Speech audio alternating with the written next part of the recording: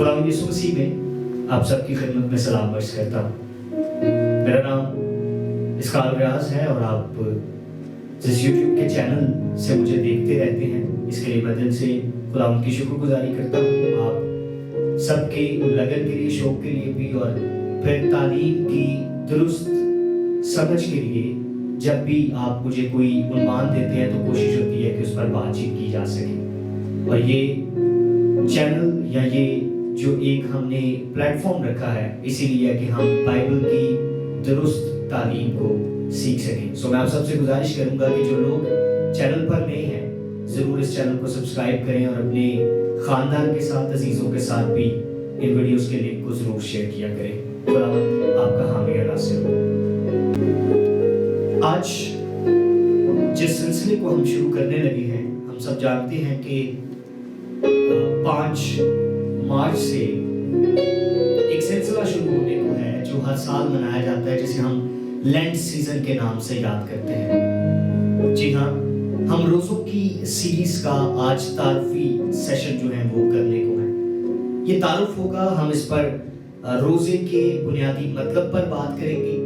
हम बात करेंगे कि किस तरह से रोज़ा जो है वो हमें नजर आता है कि अहदी अतीक में भी लोग किस तरह से इसकी पासदारी करते थे, और फिर हम थोड़ा सा इसकी मुद्दत पर बात करेंगे कि रोज़ा एक बड़ा बुनियादी सवाल होता है कि कितनी मुद्दत का होता है या होना चाहिए। सो हम कोशिश करेंगे कि हम इसके मतलब को जानने की कोशिश कर सकें। हर मज़हब में मुख्तलिफ तरह से रोज़े का तज़किरा पाया जाता है और हर मज़हब इसको ज़रूर मानता है रोज़े को, चाहे वो आप मसीहत की बात कर लें, आप यहूदियत की बात कर लें, आप इस्लाम की बात कर लें या फिर आप हिंदुइज्म की बात कर लें, सभी इसको रोज़े के नाम से और फिर इस तरह से व्रत के नाम से भी इसको याद किया जाता है। जब हम बाइबली रोज़े की बात करते हैं, हम बिब्लिकल फास्टिंग की जब बात करते हैं तो रोज़े को हम सब जानते हैं इंग्लिश में फास्ट कहा जाता है, और इसका जो बुनियादी मतलब है वो है मुंह को ढांपना, जान को दुख देना, नफ्स कशी करना या खाने से परहेज करना रोज़ा कहलाता है। जब हम अहबार की किताब और उसका 16वां बाब पढ़ते हैं और उसकी 29वीं आयत पर जब हम गौर करते हैं तो लिखा है, और ये तुम्हारे लिए एक दायमी कानून हो कि 7वें महीने की 10वीं तारीख को तुम अपनी अपनी जान को दुख देना, और उस दिन कोई खा वो देसी हो या परदेसी जो तुम्हारे बीच बोलोबाश रखता हो किसी तरह का काम ना करे। ये पहली मर्तबा लफ्ज रोज़ा यहाँ पर इंट्रोड्यूस करवाया गया और ये अपने मतलब को वाज़ह करता है। लिखा है कि तुम अपनी जान को दुख देना और कोई काम ना करना। गिनती 29वें बाब की 7वीं आयत में भी यही लिखा है। बार 16वां बाब 29वीं आयत और फिर गिनती 29वां बाब 7वीं आयत में ये लिखा हुआ है। और जब हम जो हवाला मैंने पढ़ा है अहबार की किताब पर, और जब मैं देख रहा था अहबार की किताब वो किताब है जो यहूदी अपने बच्चों को बार बार पढ़ाते थे, और उनका बार बार पढ़ाने का इस किताब का मकसद ये था कि वो चाहते थे कि जो अहकाम हैं शरीयत के वो उनके बच्चे हिफ्ज कर लें। और आप सब जानते हैं कि जब बच्चा 12 साल का होता था, यहूदी बच्चा, तो वो सर्टिफाइड हो जाता था।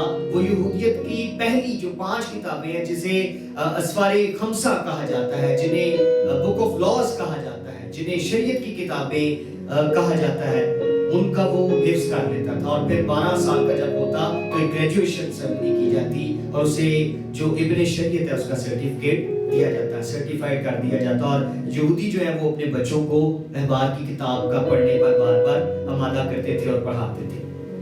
और जब हम गौर करते हैं कि हिंदू जो है वो नवंबर के महीने में जो 2 दिन है वो रोज़ा रखते हैं। मैंने कहा कि हर जो मजहब है वो रोज़े के तसव्वुर से वाकिफ है, वो रखते हैं। हम याद रखते हैं कि किस तरह से हर मजहब में रोज़े की अहमियत है और बाइबल मुकद्दस भी इसकी अहमियत को बयान करती है। जब मैं अरबी लफ्ज पर गौर कर रहा था कि रोज़े के लिए जो अरबी लफ्ज इस्तेमाल हुआ है वो है सोम, जिसका मतलब है खाने से परहेज, और हर जुबान अपने अंदर रोज़े के मतलब को यही बताती है। और एक सवाल जो मुझसे और आपसे किया जाता है कि मसीहत में روزے کی حالت میں مسیحی سب کچھ کھا لیتے ہیں، صرف آگ کی پکی ہوئی نہیں کھاتے. اور روزے کا بنیادی مطلب ہی یہ ہے کہ ہم کچھ بھی نہیں کھاتے، کھانے سے پرہیز کیا جاتا ہے. اور آپ سے اس سیزن میں بھی یہ سوال ہو گیا، اور میں نے یہ چاہا اور میری ٹیم نے اس بات پر آمادہ کیا کہ اس پر ریکارڈنگ کی جائے اور انکریج کیا جائے کہ ہم سوال کا جواب دے سکتے ہیں. اور دراصل سوال کا جواب روزہ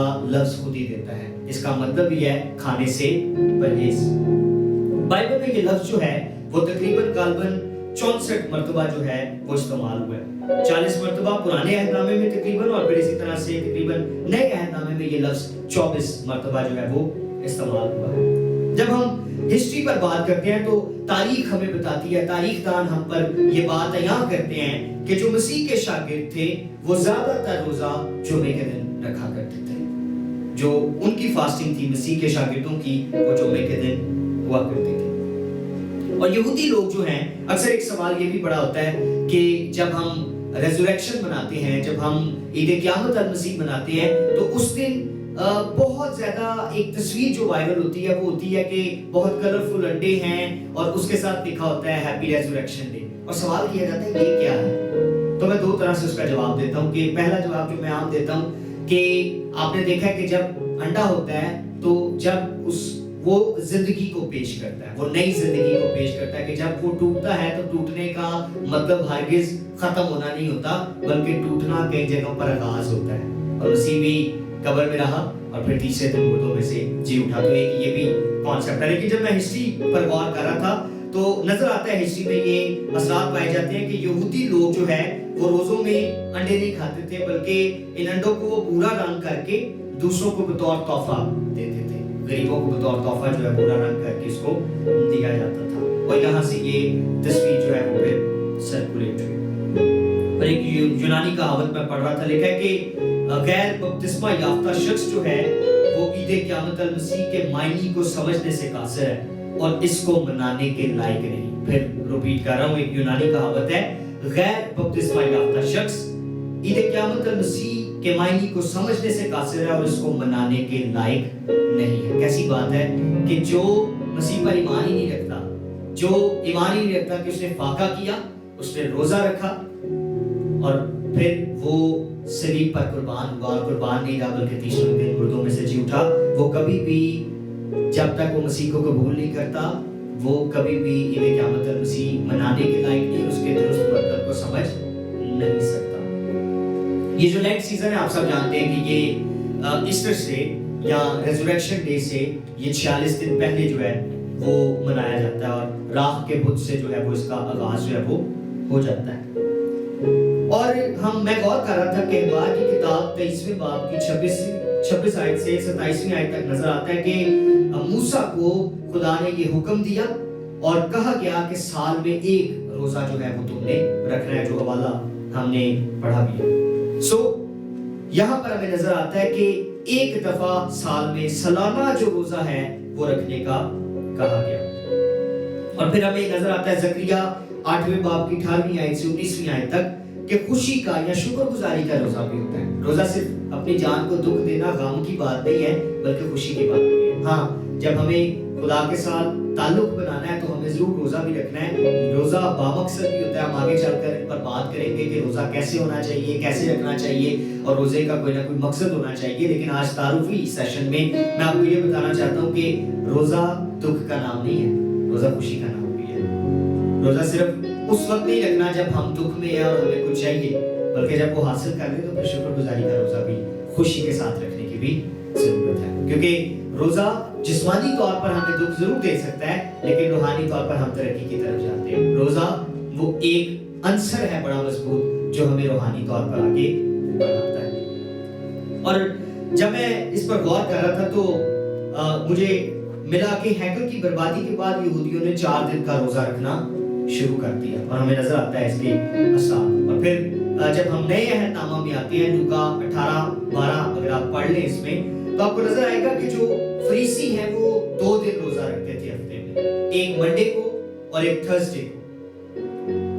منگل جو سوار کو اور جمعرات کو وہ 2 دن کا جو ہے وہ روزہ رکھتے تھے. اور پھر اسی طرح سے ہمیں نظر آتا ہے کہ بابل کی اسیری سے پہلے روزے کی جگہ لفظ اپنی جان کو دکھ دینا استعمال ہوتا تھا. بابل کی سیری سے پہلے میں نظر آتا ہے کہ کس طرح سے یہ لفظ روزہ انٹروڈیوس نہیں تھا بلکہ اپنی جان کو دکھ دینا یہ جو لفظ ہے وہ بار بار استعمال ہوتا ہوا ہمیں نظر آتا ہے. خدا نے پہلی بار روزے کا حکم دیا.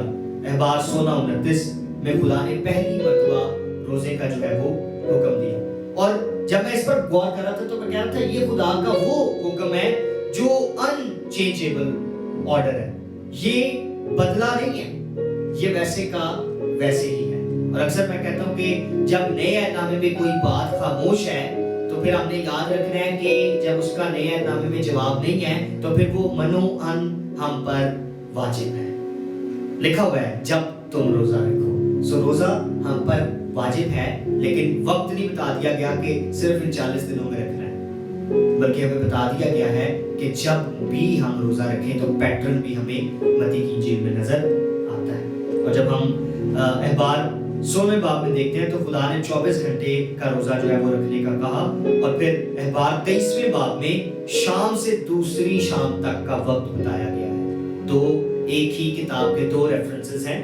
جب آپ احبار 16 باب پڑھتے ہیں تو آپ کو وہاں پر 24 آورز کا فاسٹنگ ملتی ہے, 24 گھنٹے کی جو مدت ہے وہ نظر آتی ہے. لیکن جب آپ احبار 23ویں باب میں پہنچتے ہیں تو پھر ہمیں نظر آتا ہے کہ شام سے دوسری شام تک کا روزہ جو ہے وہ نظر آتا ہے. سو اگر مختلف مدت کی بات کی جائے تو ایک دن کا روزہ بھی جو ہے وہ ہمیں نظر آتا ہے. اور جو نوٹ کر رہے ہیں پلیز آپ نوٹ کر سکتے ہیں, ایک دن کا روزہ پہلا جو مدت ہے وہ ہے ایک دن کا روزہ. نہمیہ 9واں باب اس کی پہلی آیت میں آپ کو ایک دن کے روزے کا ذکر ملتا ہے. پھر 3 دن کا روزہ جو آستر نے رکھا, آستر 4واں باب اس کی 13ویں آیت سے 16ویں آیت تک. پھر ہمیں 7 دن کا روزہ جو ہے وہ ملتا ہے بائبل میں, پہلا سموئیل 31واں باب 13ویں آیت. اور پھر ہمیں 14 دن کا روزہ بھی جو ہے وہ نظر آتا ہے. اعمال 27واں باب اس کی 33ویں آیت میں 14 دن کا روزہ بھی ہمیں نظر آتا ہے. پھر 21 دن کا روزہ دانیل کی کتاب اور اس کا 10واں باب اس کی دوسری آیت میں 21 دن کا روزہ بھی ہمیں نظر آتا ہے. اور پھر 40 دن کا جو روزہ ہے وہ ہمیں نظر آتا ہے. اور پھر یہ پہلا سلاطین 19واں باب 8ویں آیت. یہ 40 دن کا جو ہے وہ روزہ, تو یہ ایک دن سے شروع ہوتا ہے, پھر تیسرا دن 3 دن کا ہے, پھر 7 دن کا ہے, پھر 14 دن کا ہے, پھر 21 دن کا ہے اور پھر 40 دن کا ہے. اور ہمیں نظر آتا ہے کہ پرانے عہد ناموں میں موسیٰ, مقدس موسیٰ جب گیا ہے پہاڑ پر تو اس نے 40 دن کے 2 میں کہتا ہوں کہ روزے یا فاقے کیے ہیں. اور وہ خدا کی حضوری میں ہے 40 دن, اور وہ وہاں پر شریعت لے رہے ہیں. اور اسی طرح سے جب ہم نئے عہد نامہ میں آتے ہیں تو وہاں پر بھی ہمیں 40 دن کا ایک روزہ نظر آتا ہے. اور وہ مسیح خداوند نے, خدا کے اکلوتے بیٹے میرے اور آپ کے منجی نے خود رکھا ہے, اور جس کی یادگاری میں آج ان لینٹ کے سیزن کو منایا جاتا ہے. اور یاد رکھیے گا یہ لینٹ کا سیزن اتنا اہم نہ ہوتا اگر مسیح نے وہ 40 دن کا فاقہ نہ کیا ہوتا. سو روزہ اہم نہیں ہے, روزے میں آپ عبادت کس کی کر رہے ہیں, آپ کا تعلق کس کے ساتھ ہے وہ اہم ہے. لوگ دھیان گیان کرنے کے لیے سالوں بھی محنت کرتے رہتے ہیں لیکن حاصل کچھ نہیں ہوتا. میں آپ کو آج انکریج کرنا چاہتا ہوں لینٹ کے سیزن میں آپ اپنی آنکھیں خدا کی جانب لگائیں. ہمارے روزے میں ہمارا دھیان ہمارے مقصد سے زیادہ ضروری ہمارے خدا سے ہماری باتیں, اس سے ہمارے تعلق کو مضبوط کرنا, یہ ہماری اولین ترجیح ہونا ضروری ہے. میں امید کرتا ہوں کہ آنے والے سیشنز میں ہم روزے کے پورے مطلب کو تو نہیں مگر چند بنیادی مطلب کو کہ روزہ کیسے رکھنا چاہیے, کیوں رکھنا چاہیے اور کیا پیٹرن ہے, بائبل کیا کہتی ہے بائبلی روزے کے بارے میں, ہم آنے والے دنوں میں اس سلسلہ کو سیکھتے رہیں گے. خداوند آپ سب کو برکت دیں اور فضل بخش دیں کہ آپ جو بائبلی روزہ ہے اس کے مقصد کو, اس کے مطلب کو سمجھ سکیں. خداوند آپ کے ساتھ ہو. God bless you.